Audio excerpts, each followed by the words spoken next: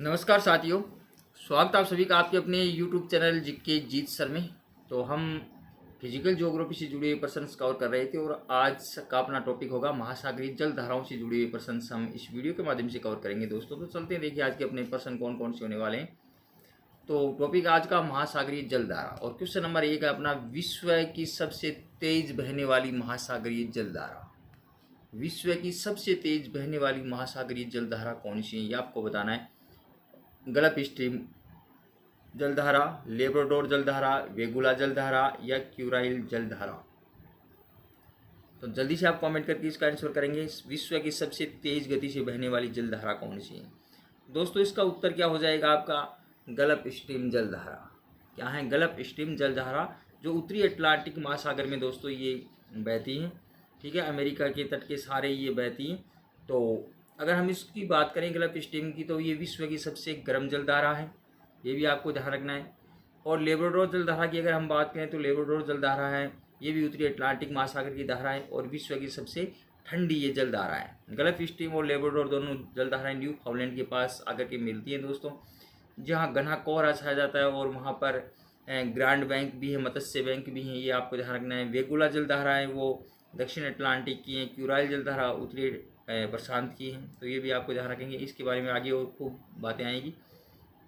तो आपको ध्यान रखना है, गल्फ स्ट्रीम विश्व की सबसे गर्म जलधारा और लेब्राडोर है वो विश्व की सबसे ठंडी जलधारा है। दोनों जलधारा ये कहाँ हैं? उत्तरी अटलांटिक में बहती हैं। नेक्स्ट चलते हैं, अगला प्रश्न है,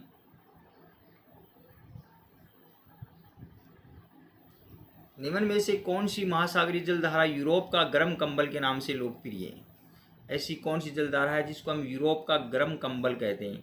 वेगुला जलधारा, कनारी जलधारा, गल्फ स्ट्रीम जलधारा या फिर नॉर्वे की जलधारा।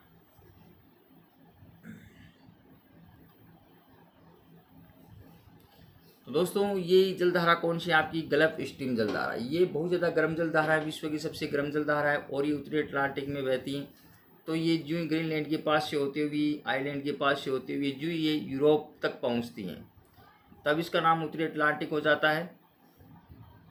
तो ये वहाँ के तापमान को क्या कर देती हैं? गर्म कर देती हैं, तापमान वहाँ बढ़ा देती हैं। इस कारण इसको क्या कहते हैं? यूरोप की गर्म कंबल कहते हैं। नेक्स्ट अपना प्रश्न है, निम्नलिखित में से किस जलधारा को क्रिसमस के बच्चे की धारा कहते हैं? क्रिसमस के बच्चे की धारा, पेरू जलधारा, कैलिफोर्निया जलधारा, एल नीनो जलधारा या गल्फ स्ट्रीम जलधारा। तो कौन सी जलधारा को हम कहते हैं, जल्दी से बताएंगे। तो जल्दी से आप आंसर करेंगे। कौन सी जलधारा है जिसको हम क्रिसमस के बच्चे की धारा कहते हैं? पेरू जलधारा, कैलिफोर्निया, एल नीनो या गल्फ स्ट्रीम जलधारा। तो जल्दी से आप इसका कमेंट करके आंसर करेंगे।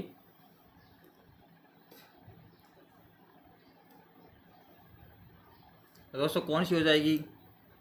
एल नीनो जलधारा। ये गर्म जलधारा है जो पेरू के पास बहती है ये जलधारा। तो इसको हम क्या कहते हैं? क्रिसमस के बच्चे की धारा कहते हैं। अगला प्रश्न है, वह कौन सी सबसे बड़ी धारा है जिसे उसे काले पानी के कारण काली धारा भी कहा जाता है? काले पानी के कारण काली धारा भी कहते हैं। तो कौन सी है ये बताना आपको। क्यूरोसियो धारा, अंटार्कटिका धारा, गल्फ स्ट्रीम जलधारा या कैलिफोर्निया जलधारा। तो काली धारा कौन सी धारा को कहते हैं? जल्दी से बताएंगे आप। कौन सी धारा है जिसको हम काली धारा के नाम से जानते हैं? दोस्तों कौन सी धारा है? क्यूरोसियो धारा को हम क्या कहते हैं? काली धारा भी कहते हैं, जो प्रशांत में बहती है महासागर में। अगली है, निम्नलिखित में से किस जलधारा को हम्बोल्ट की जलधारा के नाम से भी जाना जाता है? हम्बोल्ट की जलधारा के नाम से पेरू की धारा, ब्राज़ील की धारा, फॉकलैंड की धारा या एल नीनो धारा। तो हम्बोल्ट की धारा हम कौन सी धारा को कहते हैं, ये आपको बताना है। तो जल्दी से बताएंगे आप कमेंट करके इसका आंसर करेंगे। देखते हैं कौन कौन इसका आंसर कर पाता है। पेरू की धारा, ब्राज़ील की धारा या फिर फॉकलैंड की धारा या एल नीनो जलधारा। तो कौन सी धारा को कहते हैं? तो पेरू की धारा को हम क्या कहते हैं? हम्बोल्ट की धारा के नाम से भी जानते हैं, क्योंकि हम्बोल्ट महोदय ने सबसे पहले इसका पता लगाया था। इस कारण इसको हम्बोल्ट की धारा भी कहते हैं। अगला है महासागर में जल धाराओं के बनने का कारण क्या है? वायुदाब एवं हवाएं, पृथ्वी के परिभ्रमण एवं गुरुत्वाकर्षण बल, भूमध्य रेखा एवं ध्रुव प्रदेशों का असमान तापमान और उपयुक्त छवि। जल्दी से बताएंगे इसका आंसर। महासागरों में जल धाराओं के बढ़ने का कारण क्या है? वायुदाब एवं हवाएं, बिल्कुल सही है, क्योंकि हवाओं के द्वारा भी धाराएं उत्पन्न होती हैं और एक जगह वायुदाब कम या ज़्यादा होता है, दबाव पड़ने से जल नीचे बैठता है, जिस कारण से भी धाराएं उत्पन्न होती हैं। और पृथ्वी के परिभ्रमण एवं गुरुत्वाकर्षण के कारण भी धाराएं उत्पन्न होती हैं। और भूमध्य रेखा के ध्रुवों की तरफ असमान तापमान पाया जाता है, इस कारण से भी धाराएं उत्पन्न होती हैं, क्योंकि गर्म जल है ऊपर उड़ता है और वो धाराओं के रूप में आगे की तरफ बढ़ता है, ठंडा जल है वो नीचे बैठता है, जिस कारण से भी धाराएं उत्पन्न होती हैं। तो ये सारे कारण हो गए दोस्तों उपयुक्त डी। फिर है अगला प्रश्न, समुद्र की गर्म जलधाराएं किस ओर जाती हैं? ध्रुवों की ओर, भूमध्य रेखा की ओर, उष्णकटिबंध की ओर, या इसमें से कोई नहीं? समुद्र की गर्म जलधाराएं किधर जाती है? ध्रुवों की ओर जाती हैं, या फिर भूमध्य रेखा की ओर, या उष्णकटिबंध की ओर, या फिर इसमें से कोई नहीं? दोस्तों जलधाराएं हैं वो भूमध्य रेखा से उत्पन्न होती हैं, तो वो गर्म जलधाराएं होती हैं और वो हमेशा किधर जाती हैं? ध्रुवों की तरफ जाती हैं। तो ऑप्शन नंबर आपका ए राइट हो जाएगा।